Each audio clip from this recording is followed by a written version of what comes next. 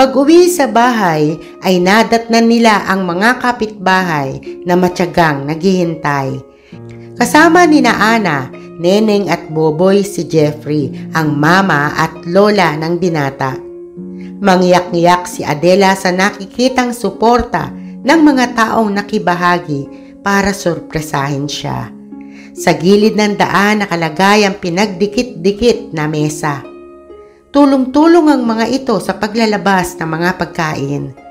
May kanya-kanyang putaheng dala maliban sa mga pagkain inihanda ng mga magulang para sa kanya. May malaki pang cake mula naman sa mga magulang ni Jeffrey. Masayang kwentuhan, biruan at tuksuhan ang naging pinakamasarap na sahog sa payak na pagdiriwang.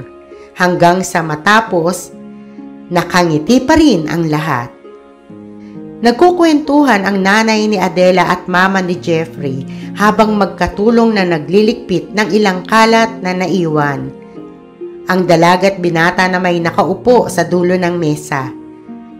Tutulong sana silang magligpit pero sinaway sila ng mama ni Jeffrey. Pasulyap-sulyap pa nga ang ginang sa binata. Palihim na sumisenyas. Waring sinasabing, simulan na ang pagtatapat ng nararamdaman.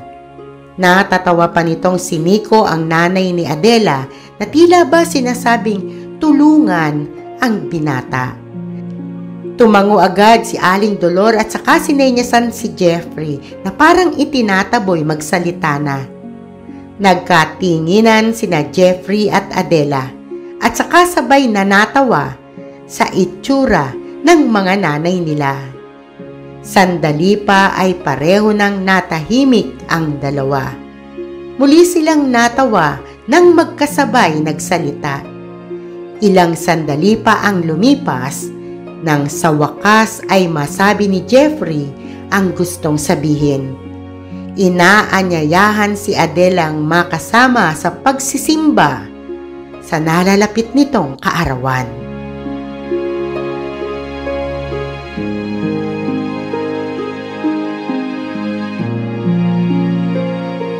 Linggo ng hapon, birthday ni Jeffrey.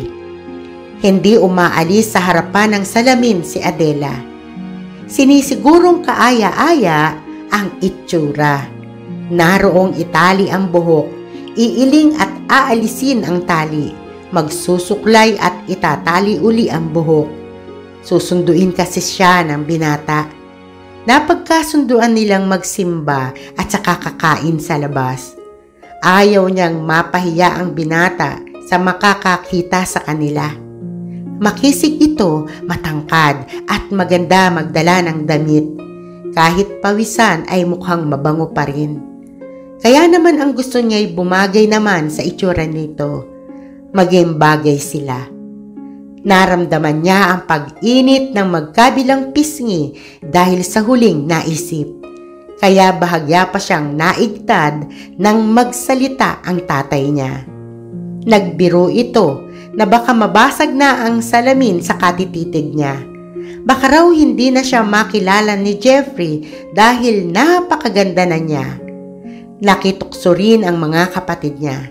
Sinaway lang ng nanay nila ang mga ito dahil pulang-pula na siya sa hiya. Maganda talaga si Adela. Ayon na rin sa mga kakilala. Kahit hindi mag-ayos at simpleng pambahay lang ang suot, ay litaw pa rin ang natural na ganda. Mapupungay ang kanyang mga mata na binagayan ng makapal na kilay.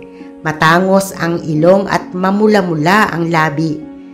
May malalim na biloy sa magkabilang pisngi na lalong lumalabas kapag tumatawa kahit humingiti. Kayumanggi ang kulay ng balat at matangkad din. Minana niya sa ina ang magandang mukha.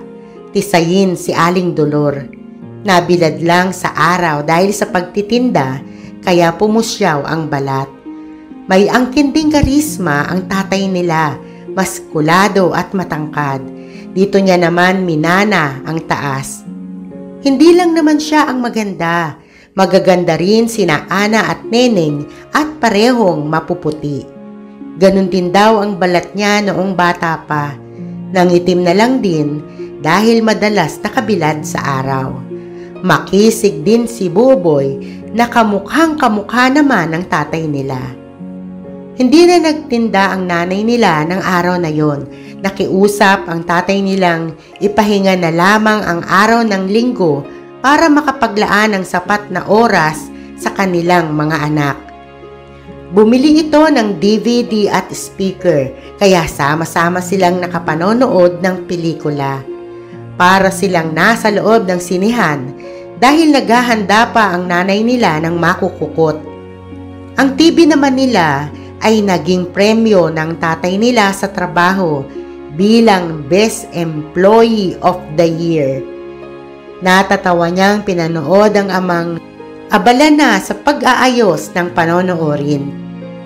Napakalaki na nang nabago sa kanilang pamumuhay mula nang magbago ang kanilang ama. May mga dumating mang pagsubok ay magkatuwang nang hinaharap ng nanay at tatay nila. Naputol ang pagbabalik tanaw ni Adela nang magpatao po si Jeffrey. Magalang itong bumati sa mga magulang niya at kapatid. Hindi nagtagal, nagpaalam na silang aalis.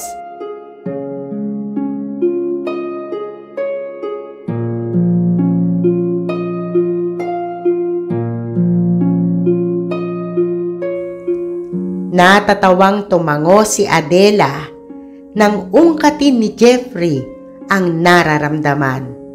Hindi nakapagsalita ang binata. Natulala. Bahagya pang nakanganga. Jeffrey, ayos ka? Hindi na niya natapos ang sasabihin nang bigla itong tumayo. Yes! Yes! Hiyaw nito kasabay ng pagsuntok sa hangin. Natatawa niya itong sinaway at pinaupo. Ilan sa mga customer ay natatawang nakalingon sa kanila. Humingi si Jeffrey ng pasensya at saka sinabing sinagot na kasi niya na mula pa lang daw nung elementary ay nililigawan na siya at sa wakas ay napa-oo na siya. Binati ito ng mga customer at ng mga waiter na nakarinig. Pulang-pula ang mukha niya sa magkahalong hiya at kilig. Nangako sila sa isa't isa na mag-aaral mabuti, magtatapos muna sa pag-aaral at paghahandaan ang kinabukasan.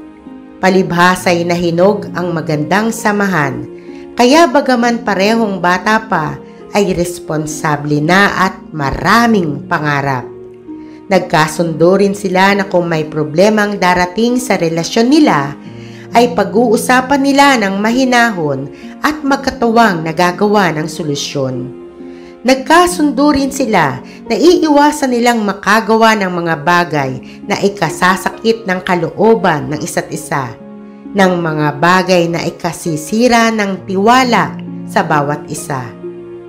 Pagkaraan ng usapang iyon ay magkahawak kamay silang sumakay ng jeep pauwi.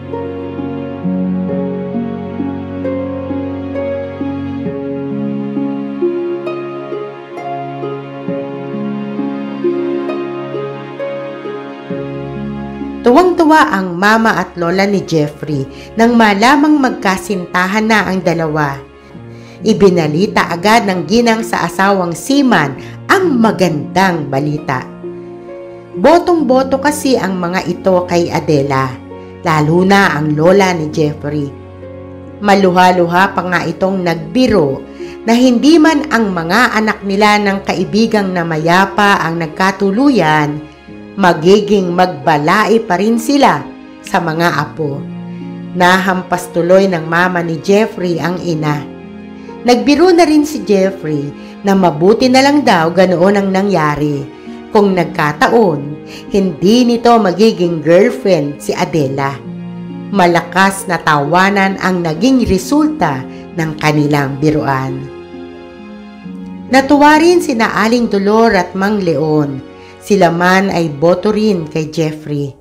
Nasaksihan nila, lalo na ng ginang, ang matyagang panunuyo ng binata mula pa noon. Alam nilang mauuwi sa espesyal na relasyon ang pagkakaibigan ng dalawa.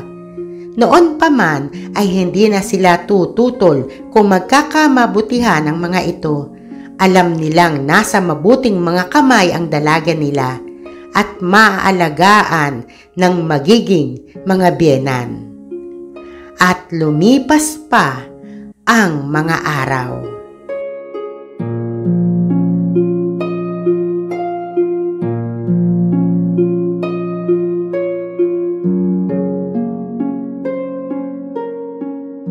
Simula na naman ang pasukan. Nang gumraduate si Adela bilang valedictorian, ay tumanggap siya ng 2 tsekeng may kalakihan ng halaga galing kina congressman at mayor.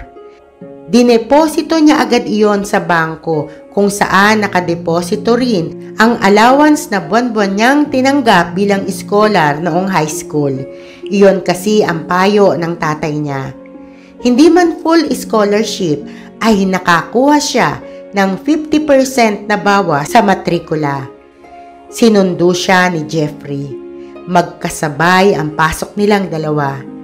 Magkaiba man ang pinapasukang universidad, pero isang way lang ang bus na sinasakyan nila. 2 lipat ng sakay ang nangyayari.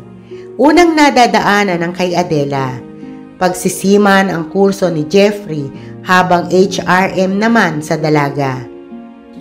Maayos ang relasyon nilang dalawa, ganon din ang kanilang pag-aaral. Kahit kasabay ni Adela ang nobyo, ay hindi siya nagpapalibre. Umaasa lang ito sa mga magulang na nagpapaaral, kaya ayaw niyang pumayag na ililibre pa ng pamasahe. Hindi na lang niya tinatanggihan kapag may ibinibigay itong kung ano-ano. Maalalahanin ito at maalaga. Ang maging kasintahan nito ay isa sa pinagpapasalamat niya sa Diyos na dakila. Sadyang madiskarte, nag-tutor si Adela sa 3 anak ng kapitbahay nilang may kaya sa buhay. Pumupunta ang mga ito sa bahay nila. Naglagay ng maliit na kwartong aralan ang tatay niya sa likod ng kanilang bahay. Inayos at nilagyan ng palamuti, kaya nagmukhang maliit na classroom. Doon na rin sila gumagawa ng homework ng mga kapatid niya. Minsan ay doon din sila nagkukwentuhan ng nobyo. Patuloy ang pagdaan ng mga araw.